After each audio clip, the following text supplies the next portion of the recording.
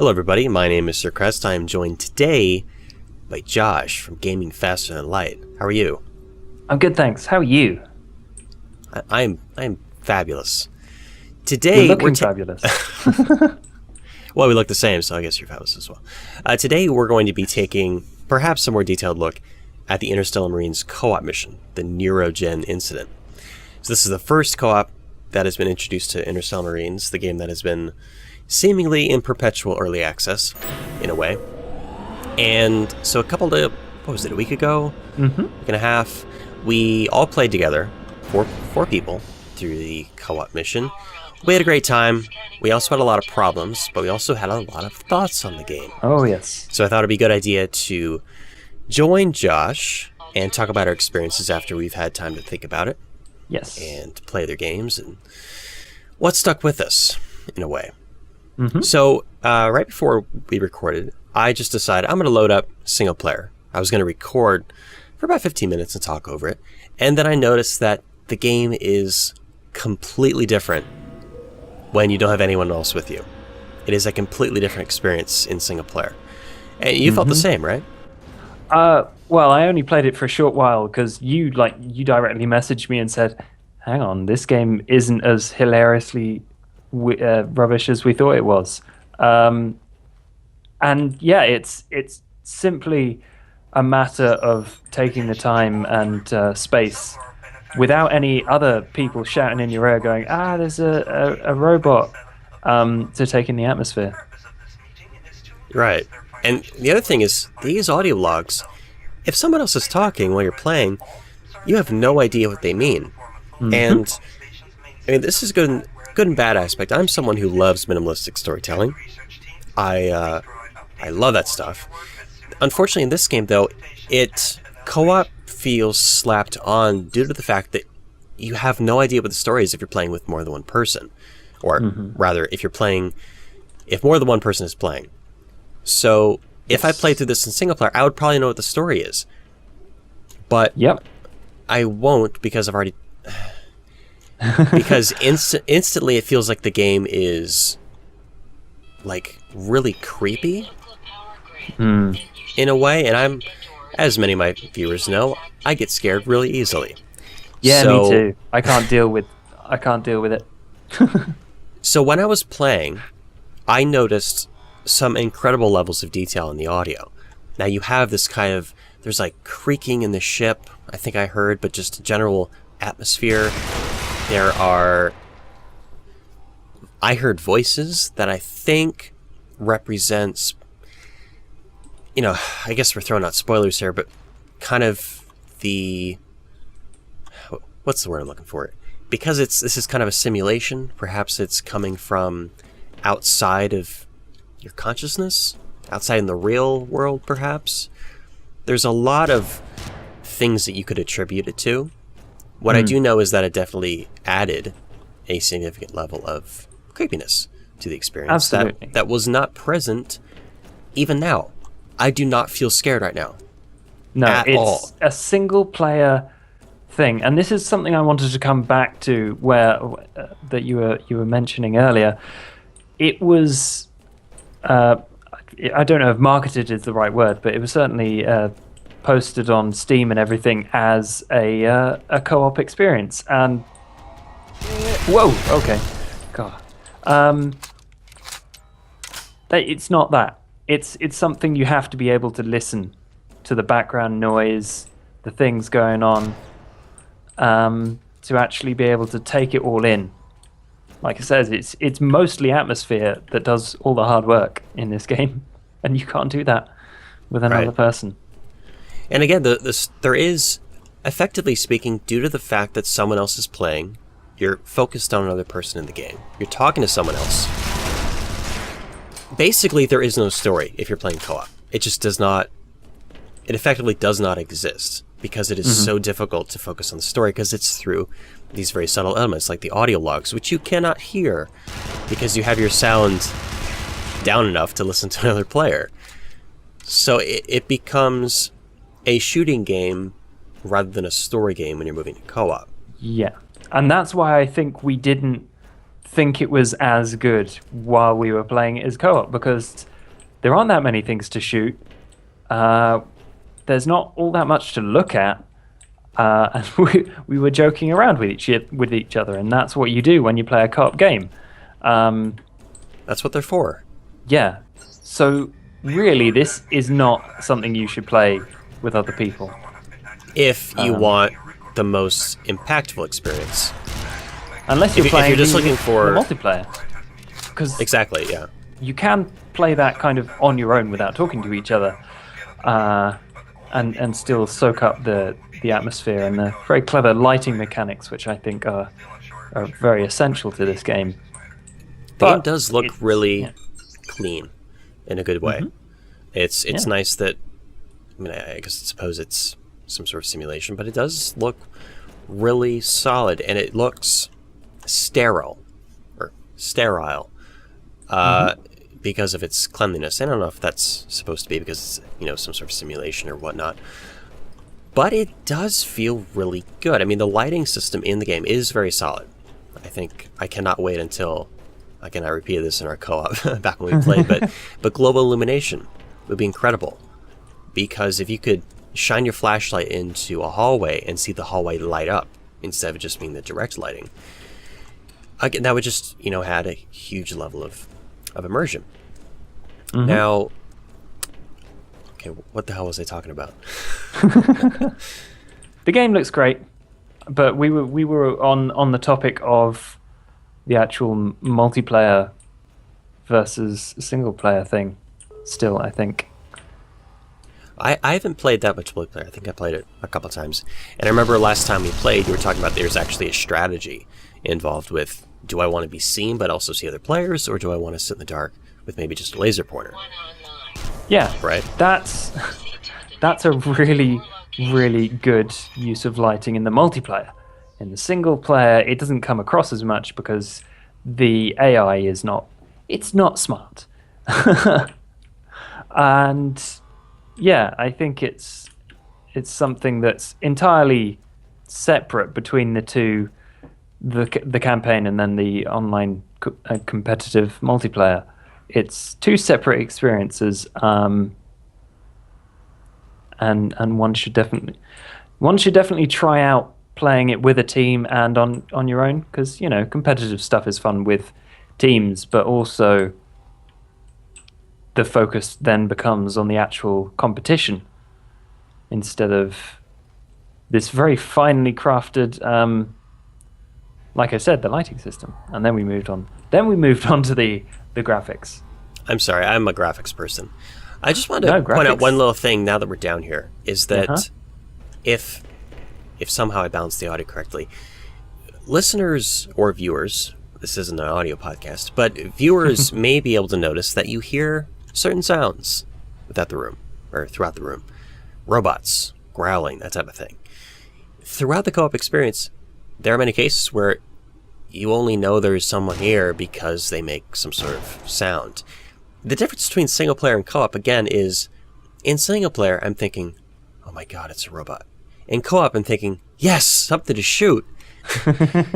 That's how different the experience is. In co-op, it's boring unless you have something to shoot. In single player, though, all I'm thinking is, I hope I don't come into contact with a robot. Yeah. And I did talk to Thordis. I can't remember her last name. My contact at 0 Point Software, and I asked her a couple questions, and she did confirm that the difficulty. I think she specifically said the difficulty scales with the number of players. I don't know if it scales the number of robots. I would absolutely hope it does, even though it didn't necessarily feel that way when we played. Hey everybody, sorry for pausing the video so abruptly here, but I had some information I wanted to insert here that I got from 0 Point Software. Now, over the last few weeks, I've been emailing back and forth with the marketing manager of 0 Point Software, and she answered some of my questions that I had, and I wanted to show those questions and answers right now. So the first question was, does this mission scale to more people? And in parentheses I said, we did not experience anything different in terms of difficulty with 4 people over 2. The difficulty was basically just friendly fire. And she replied, quote, "The mission scales based on number of people." So I don't necessarily know if that means it takes more rounds to kill robots, or there's more robots, or they hit harder, or anything like that. That is all the information I have at this moment. And my response to that is basically, well, it didn't feel different. And maybe that says a lot about the balancing. Maybe it did scale perfectly to 4 people from 2. But again, it didn't feel like there was necessarily more robots, or they were necessarily harder, but simply that there was perhaps more lag that caused them to be harder to hit and thus harder. It wasn't concrete whether the enemies were harder or whether we actually saw more enemies. I had some other questions for her as well, starting with, when did work start on this update? And was the entire team involved with developing this, or just a subset? She got back to me and said, we started working on this update in the end of May 2014, and it was the entire team that worked on it. The next question was, how many missions are currently planned? She got back to me and said, we plan as many missions as we can make. The last question was, is this mission representative of the kind of content we will see in the future for the co-op and story missions? She replied with, yes, this mission is representing what is to come, although future maps will vary in size. Next one might probably be 1/3 or 1/4 of what we just released last week. So my thoughts on those questions are, this map, it may be what they claim to be, something like 6 times the size of the multiplayer maps. Well, the multiplayer maps aren't that big to begin with, so being it's 6 times larger, it didn't feel very expansive. It felt like we were going over the same areas over and over again, which technically we were. The scenery didn't really change that much, and it was just us going up and down corridors a lot. So that large map size doesn't really equate to it feeling like an expansive storyline, if at all. So the fact that she said that the next one might be 1/3 or 1/4 the size of what we just released last week, or what they just released last week, doesn't really sit well with me. I guess I'm hoping for a little bit more as far as a story campaign goes. Multiplayer, that's okay. It's not going to be Battlefield. Having these tight corridors is really good for really action-oriented gameplay. But for a story, it needs that sense of scale, I think. Anyways, back to the video. I played with 2 people, and it still felt like there were the same amount of robots as when we played with 4. And to me, that's a problem. Yes. You know? Yeah, it is. It's this is like very closely linked with what we were saying before. If you're talking to other people over Skype or whatever, you're not thinking about the story or the atmosphere. You're thinking about how you're going to Screw over your cool friends. things. Yeah, shoot them in the head. Like, Yeah. oh, actually, I won't shoot you because it kills my frame rate. Oh, right. That's another issue. When somebody's dead in the map, frame rate drops to like 15. And here's another example. I have no idea what this audio log is saying because I'm speaking or he's speaking. It's very difficult to follow what's going on. It's a matter of looking at the letters on screen, going over there and pushing the button, and that's what the experience is like in co-op. The story basically vaporizes the moment you have more than yourself playing. That's the best way to put it. A lot of the storytelling is through atmosphere or audio log. And in any game, those 2 facets are gone the moment you have co-op. Yeah, You need to have other, like in the case of, I don't know, let's say Left 4 Dead, probably one of the most famous, storytelling. exactly, environmental storytelling. Yeah. There's, I can see where you're going with that one. you learn about how the story is playing out based upon the environment. Just to reiterate that specific aspect. But in this, you have to listen to things to know what the story is. All we know is we're walking around pushing buttons. And that's not oversimplifying it. That's what it feels like. Yeah, pretty much. And also you have to listen to know what is actually going on around you, like the footsteps of the robots, the footsteps of your teammates, environmental cues like doors opening, things like that. Because the robots can't open doors. If you think about the co-op story in Portal 2, There were there were subtle cues in like the environment where you were going, things that GLaDOS was telling you. There was very little voiceover in that co-op multiplayer because you had to time it perfectly. I remember listening to the devlog, like it's like inside of the game or somewhere. They said everyone's talking all the time, so you have literally 10 seconds to tell them what they're up to, and then their attention span is gone. So it either has to be in the environment or in this like short span between them arriving in the level and then losing interest. It's worth mentioning that I don't know what I'm doing right now because I'm talking to someone right now. I mean, granted, I am thinking about how best to portray my points, but I mean, I don't know what's happening right now. All I know is from memory is that we have to walk up to one of these doors and open it up. Yeah, all I'm seeing is like the little diamonds for all the different audio. Yeah, the diamonds bits that are on everything, even if they don't work. That is one of the more aggravating aspects of this. You think you can walk up to something and use it, but it doesn't matter. What this game, as we've talked about, is missing is that if the primary focus is on co-op, you need to have storytelling that adapts to the way in which people play. The way in which people play co-op isn't just having another player on screen, it's talking to them.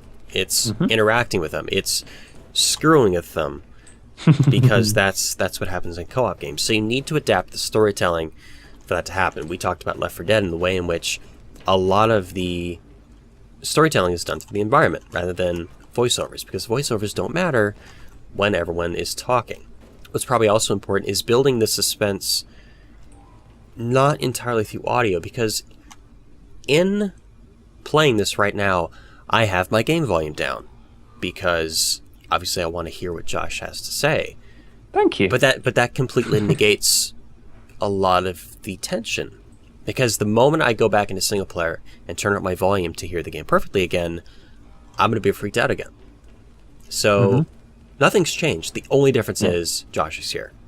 Yeah. It's the same exact system setup. And I think it's important to note that the atmosphere is really good when you're playing, even in multiplayer, but not talking to people, obviously. Because it's still, the enemies are just other players rather than who you're with. Yeah. And there are important multiplayer-based decisions to make in that, and there are some good audio cues while you're playing with the volume up by yourself. I hear this guy. And that is... Yeah, I hear him too. I'm looking for him. And that is good. That's a really good sign. Marketing it as a co-op experience isn't... When it's ideal for just single player and not really set up for multiplayer is not the best idea, because then people are going to be like us and say, "Oh, it's not for multiplayer." Duh. So I guess where this lands is that Zero Point Software makes a really pretty game. It makes a game that has great atmosphere, and I think they make... This is a really hard to define point. The game feels really PC-like, so it controls fluidly on a mouse. You feel like you're not playing a bad port. Like, it feels like a proper PC game. The interface is really good. Yeah.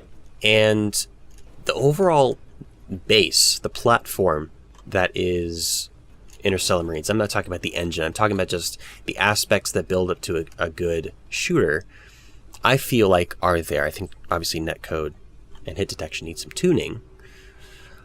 Obviously I'm simplifying that a lot, but obviously that needs a little bit of tuning. That will happen with time and optimizations and such. But they have a really good base. One thing I noticed, the smallest details they have down. I was telling Josh this when I first started playing a little bit of the single player, is that your character actually breathes. You can hear him breathing, and his breathing will speed up and slow down depending on how much he runs or if he was attacked or something. And his gun will go up and down with his breath, and it will match his breath. Tiny details like that. This is an early access game. It has like subtle details like that that would be incredible for a really good single player experience. So I think for 0 Point, like, to me, this is a single player campaign. This does not work as co-op. Focus on, what am I trying to say here? If this is the kind of single player experience you're trying to make in the future, great. Obviously, flesh out a little bit so it's not just pushing buttons. Like, make it, I don't know, having to escape to a spaceship or something, and there's, you know, sets of the systems are going offline or something like that. Just don't make it more robots. But for the co-op experience, that definitely has to be different. That is not going to work if you just put multiple people in a single player experience. The game, the base, the platform that is Interstellar Marines is really well developed for being good for multiplayer and good for single player. But co-op is a different beast altogether. So I would hope that in time they would develop or look at other examples of good co-op games for how to structure the story and the plot. If you're looking for a great multiplayer game, at least take a look at this. The multiplayer is quite good. Single player, there really is nothing here still. Even though there is a good single player experience compared to co-op, it's still like 40 minutes of a single mission that feels like it has really no significance. Exactly. If you're looking for a co-op experience, forget it. It's it is not good co-op. I mean, if people don't buy a game for one purpose, but if for some reason you were looking at this game, it's like, oh, I hear it as co-op, just hold off. Get Left 4 Dead for $2 or something when it's on sale. This is a game that right now, if you're looking for what feels like a modern tactical multiplayer FPS, that's great. But even still, the single player experience simply is, it's an alpha. I don't know how to open the door. Yeah, I entirely agree. Just two things before we go. Land sharks. I hear mutant sharks are a thing in this game. Not yet, though, which is disappointing, to say the least. Yeah. And as you were mentioning earlier, the shooting is really solid, but there's only 2 guns, so... That is true. But yeah, shooting feels good. And yeah, apart from that kind of entirely tangential... Wait, is that the way to say? You know what I'm trying to say. That tangent. That one. Just simplify it. Now, how do we get out of here? I have been looking for buttons to press. I have literally no clue. Is this the one where we have to go up a billion stairs for hours? No, that's a while from now. We just have to get through that side door that we looked at before. Okay, awesome. I'll try this one again. I think we have to turn the power on before we get to the door. I thought we did that. Apparently not. Let's go downstairs. Oh, man. Wait, that one's on. Let's go on the other side. I guess thank you, everyone, for watching and checking out. There will be links in the description to Crest's channel. You do all sorts of video game content, don't you? I'd like to think so. He's a whole variety goodie bag. The whole shebang. Of video game content, and also links to the game if you're interested in checking it out. Yeah, thanks to 0 Point Software for providing a copy of the game to look at, and they're cool people, just very ambitious. All right, that's all from me. And me. And thank you very much for watching. Be sure to subscribe to either of us if you're interested in more analysis of games. Oh, here we go. This one's open now. Yay! What happened? Video games, I think. Oh, no, I think the robot opened it for us. These lights are on, though. He got bored. And that's it. Thanks for watching, and I'll talk to you later. Bye. I think that was pretty solid. Yeah, that was really good.